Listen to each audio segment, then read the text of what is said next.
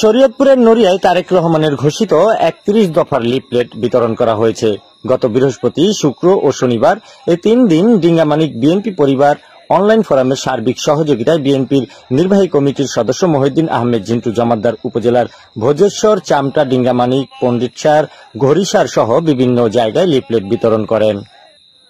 এতে সার্বিক সহযোগিতায় ছিলেন ডিঙ্গামানিক ইউনিয়ন বিএনপি পরিবার অনলাইন ফোরামের অ্যাডমিন হাজী বি.এম. শাহ আলম ব্যাপারী, ডিঙ্গামানিক ইউনিয়ন যুবদলের সাবেক সভাপতি ও নড়িয়া উপজেলা যুবদলের সহসভাপতি panel group admin Abul Hossain মাঝি, ডিঙ্গামানিক ইউনিয়ন যুবদলের সাবেক সহসভাপতি আরিফ হাওলাদার, শরীয়তপুর জেলা জিয়া সাইবার ফোর্সের সহসভাপতি ইকবাল শিকদার ও ডিঙ্গামানিক ইউনিয়ন যুবদলের সাবেক সাধারণ সম্পাদক সুমন ব্যাপারী।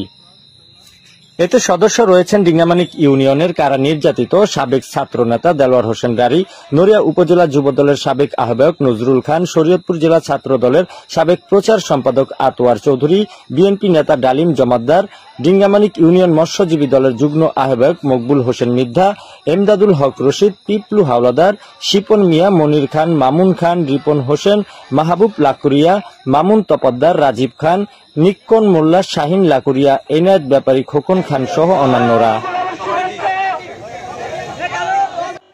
এ সময় মহিউদ্দিন আহমেদ জিন্টু জমাদ্দার বলেন, দলের ভারপ্রাপ্ত চেয়ারম্যান তারেক জিয়া ২০২৩ সালের ১৩ জুলাই জাতীয় প্রয়োজনে এই ৩১ দফা উত্থাপন করেছিলেন।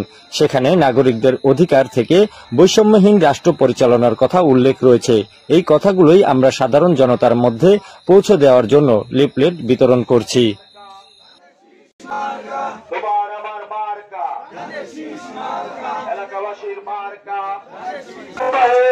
হতে যাচ্ছে বাংলাদেশ জাতীয়তাবাদী দল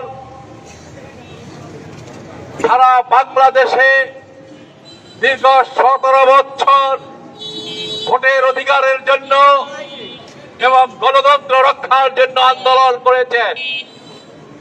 লক্ষ লক্ষ নেতা, হাজার হাজার নেতা, শত শত নেতা গুম হয়েছে, হত্যা করা হয়েছে, জেলে নিক্ষেপ করা হয়েছে। আপনারা এলাকায় থাকতে পারেননি, আপনারা অনেকে বাহিরে ছিলেন, ভেঙেছিলেন, এলাকায় ঢুকতে পারেননি। আজ আমরা মুক্ত এবং আমাদের আন্দোলনের ফসল আমরা আজকে ১৬-১৭ বছর পরে আবার স্বাধীনভাবে আমাদের এলাকায় আসতে পেরেছি। আমিও বর্তমানে আপনাদের মাঝে আছি। দীর্ঘ অনেক বছর আমি আমার এলাকাতে আসতে পারিনি। আমি আমার এলাকায় আজ এসে আপনাদের মাঝে আসতে পেরে আমি আল্লাহ তাআলার কাছে আমি শুকরিয়া